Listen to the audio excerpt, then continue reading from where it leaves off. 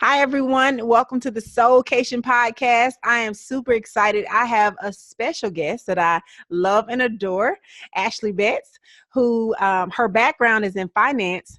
She's an accredited buyer specialist or accredited buyer specialist. She is a certified negotiation specialist. She's an affordable housing specialist for the state of Texas, and she serves on 2 committees for the Texas Association of Realtors. Welcome to the SOULKATION podcast, Ashley. Thank you for having me. And she's here. I'm so happy to have you. Oh, and she's also my best friend, guys. So just in case you want to hang around moguls like Ashley. So Ashley, tell me a little bit about yourself before you got into real estate. Okay. Tell the audience. Sure. So I started my career off in the financial industry. I've been in oil and gas for about 5 years. And so kind of got into real estate here recently. My dad had a real estate construction company before he passed away. So that's where I was first introduced.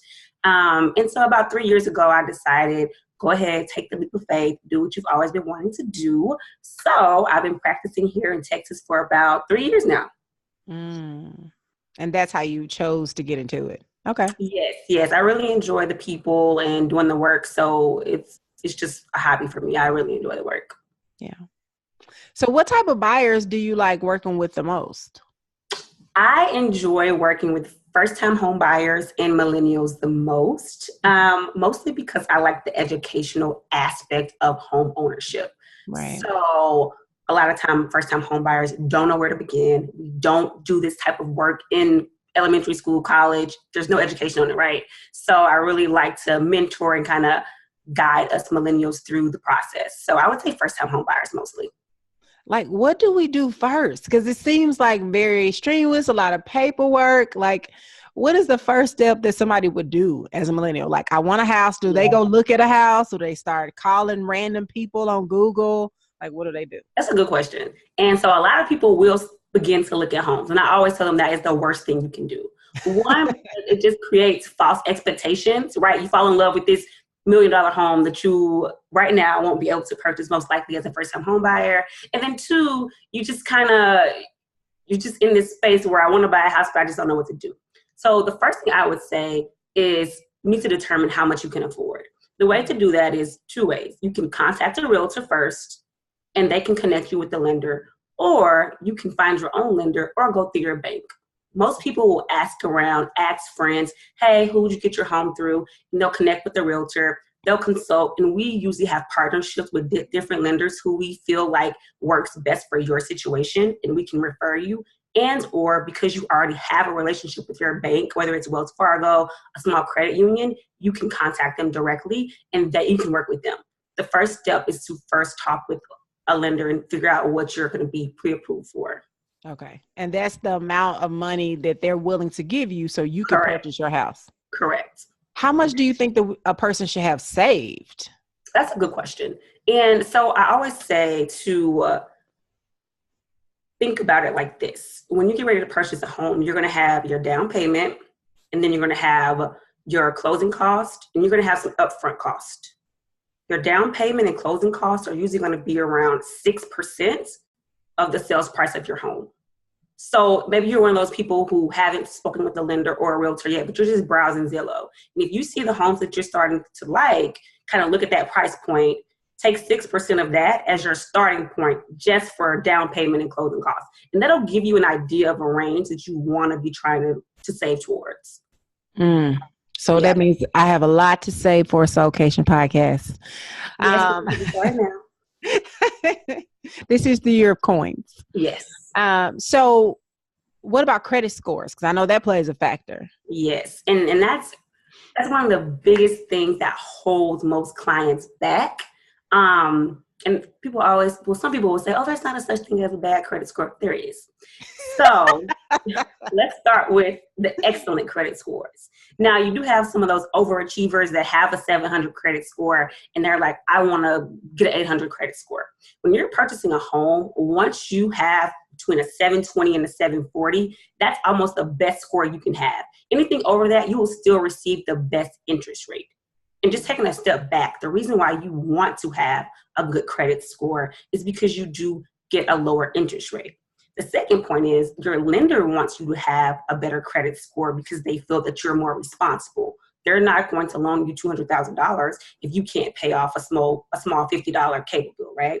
So that's why they're looking at your credit score. So I would say an excellent credit score is going to be anything over a 720.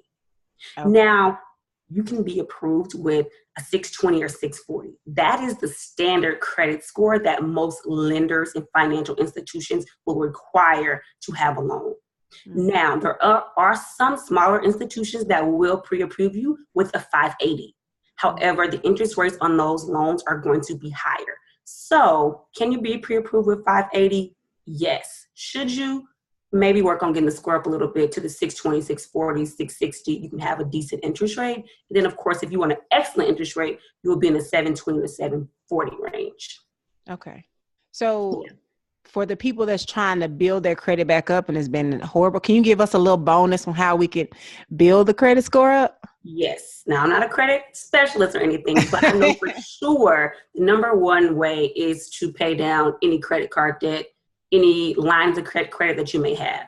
Anything over 30% is going to shoot your score down. So you will see if you just start to pay down that credit score within like maybe 2 to 3 weeks, you'll see your score drastically increase for sure. So paying off large sums of debt and try to keep your credit card under 30%. Some people say 15%, but I do know if you keep it under 30%, that it will start to lower that credit score. And that means you only spend 15% of the amount that you were given? Of your limit. Exactly. Correct. Okay. Because a lot of people are like, oh, I got $1,000, honey. I can go all the way to 1,002. Exactly. And that drastically shoots the score down. And they don't tell you. So lesson learned, guys. Lesson learned. Yes. Okay. So you said something about pre-approved, and I hear a lot about pre-qualified. So what's the difference between the two? That's a really good question. So in some regions of the country, depending where you are, you will hear them used interchangeably, but there is a difference. So if you're serious about purchasing a home and you want the seller to take you serious, you need a pre-approval. A pre-approval is after you went to your lender, you've had a credit check completed, you've had a loan application completed, you've had your income verified, your assets verified, and you've also done a number of other verifications like employer verification.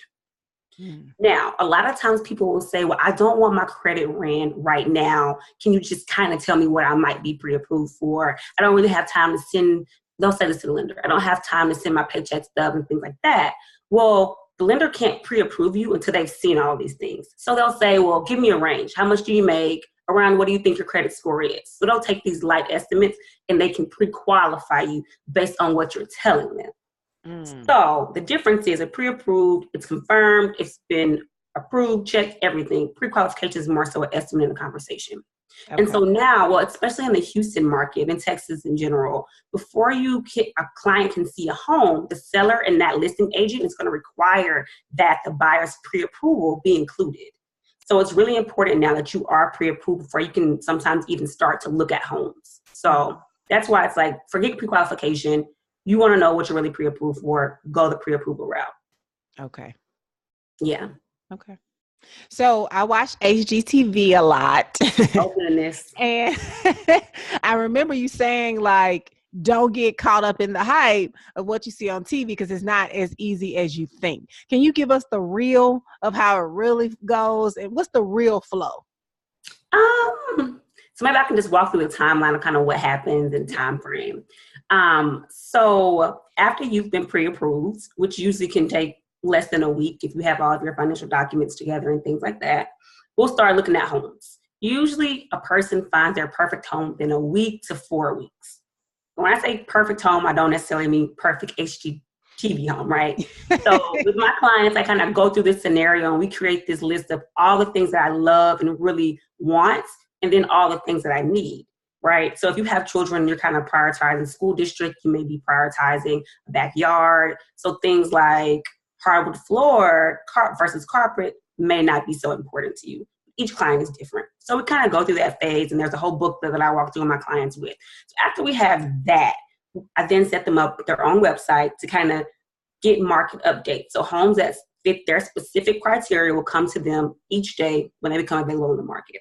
So we'll start looking. Usually we only see maybe 10 homes because of the internet. You can really see the pictures online. And we're really only going to see those homes that you really feel strongly about. Yeah.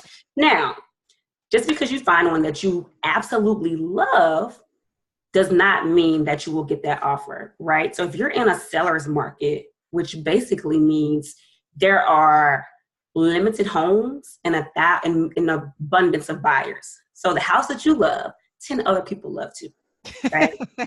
And the seller knows this so that they know they can also up the price on that property. And so our offer may not get accepted if you're not willing to compete, right? So that house is gone. So that kind of extends the process another week or so. We have to wait until another house that you love comes on the market. So I would say that searching phase lasts around 4 weeks, sometimes 2 months. It just depends on the market and you working with your realtor. Now, let's say we found the perfect home. We're ready to go. Our offer has been accepted. We're done with negotiating. We're ready to go. So now I think we froze. Hello.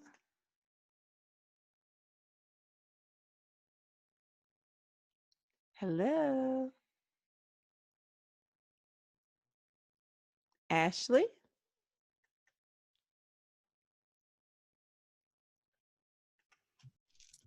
Okay, I'm back. So after your offer has been accepted, you're going to move into what's called your option period. So within your option period, you have 48 hours to pay your option fee and your earnest money fee.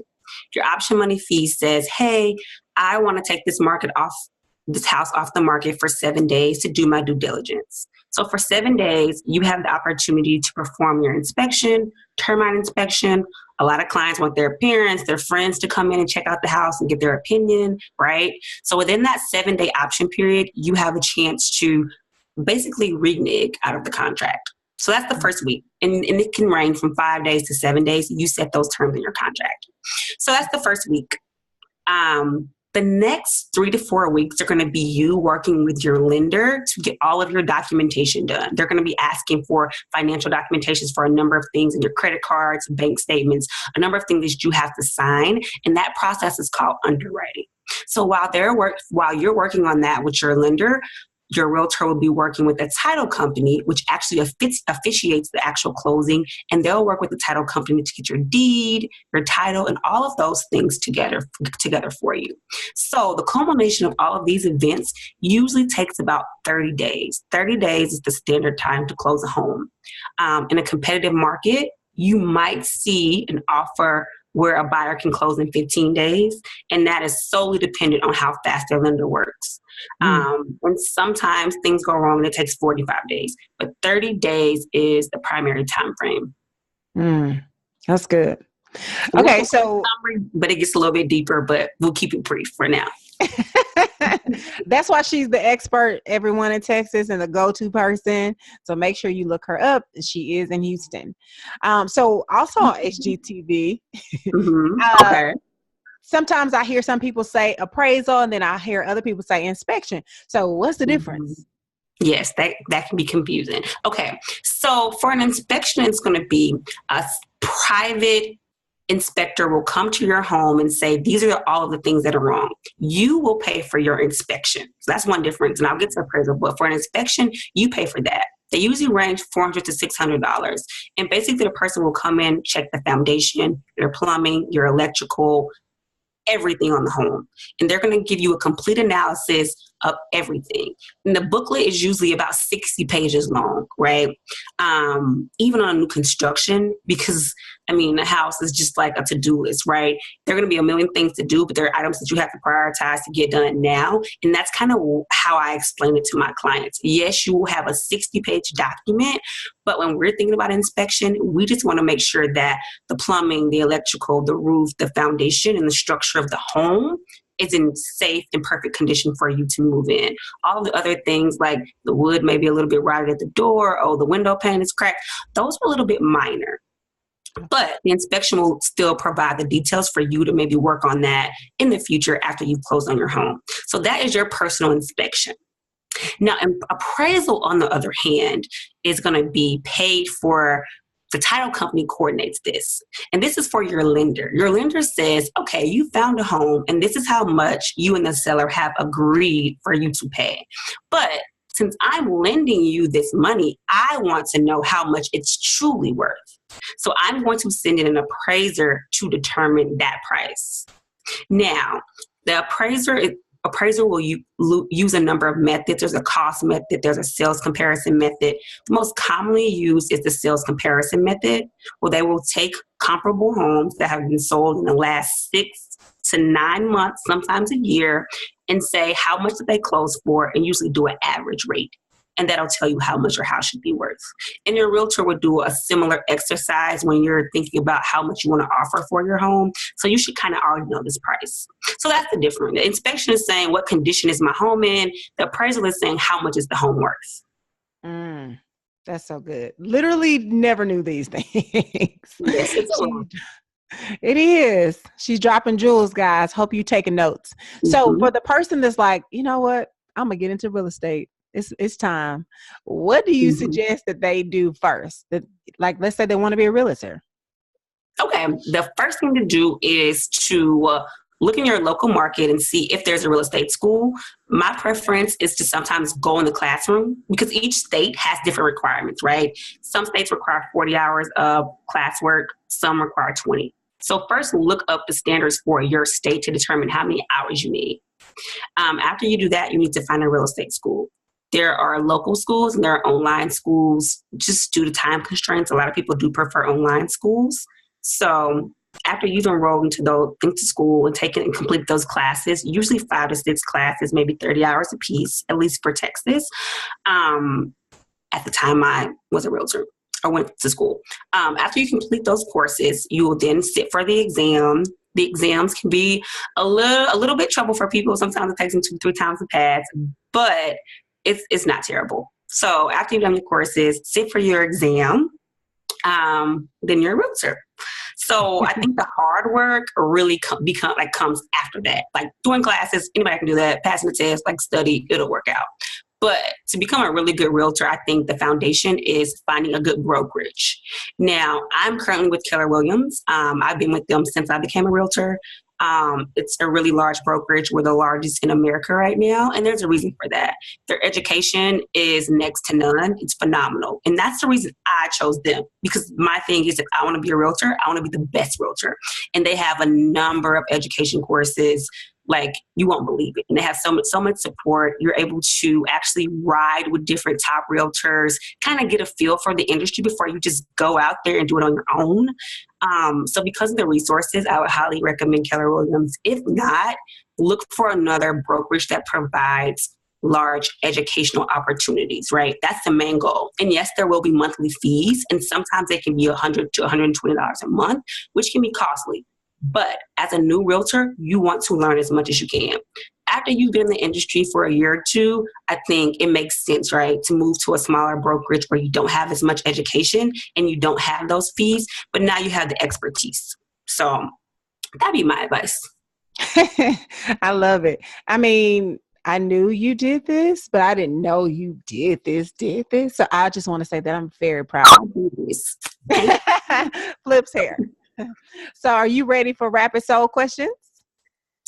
Sure. Okay, so it's the first thing that comes to your mind. Okay. Name a person that you think is really funny besides me. Really funny. I would say my grandmother. She's very, very funny. And she doesn't mean to be. So that's why she's so funny to me. She is hilarious. Okay. We need to get her on the SOULKATION podcast. Oh, well, she's not gonna come. I don't know how to take care of it. What's the last song you listened to?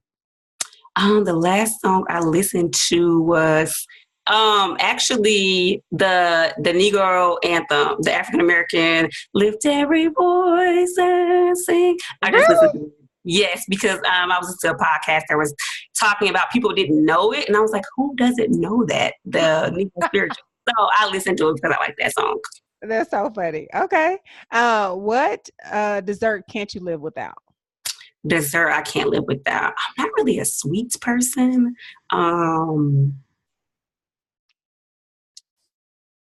Okay, what food can't you live without?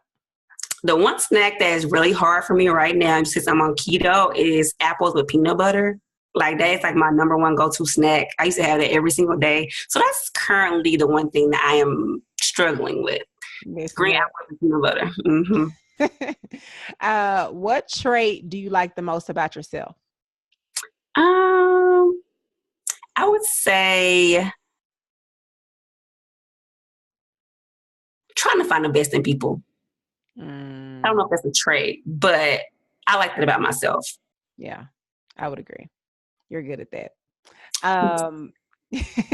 What is one product that you must use every day besides your phone? That's a good one. A product I must use every day. I would say my laptop, but I recently came back from vacation and I decided not to use it for at least 24 hours, and I completed that. But that probably was the first time I completed that in forever. So I would say my laptop. Okay. If you could go to dinner with anyone, who would it be? Alive or passed away? Dinner with anyone.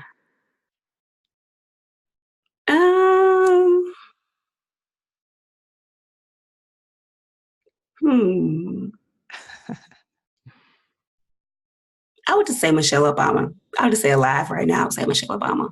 Okay. I'm sure everybody wants to eat with her right now, so the table gonna be full. But yeah, Michelle Obama. It's one-on-one special.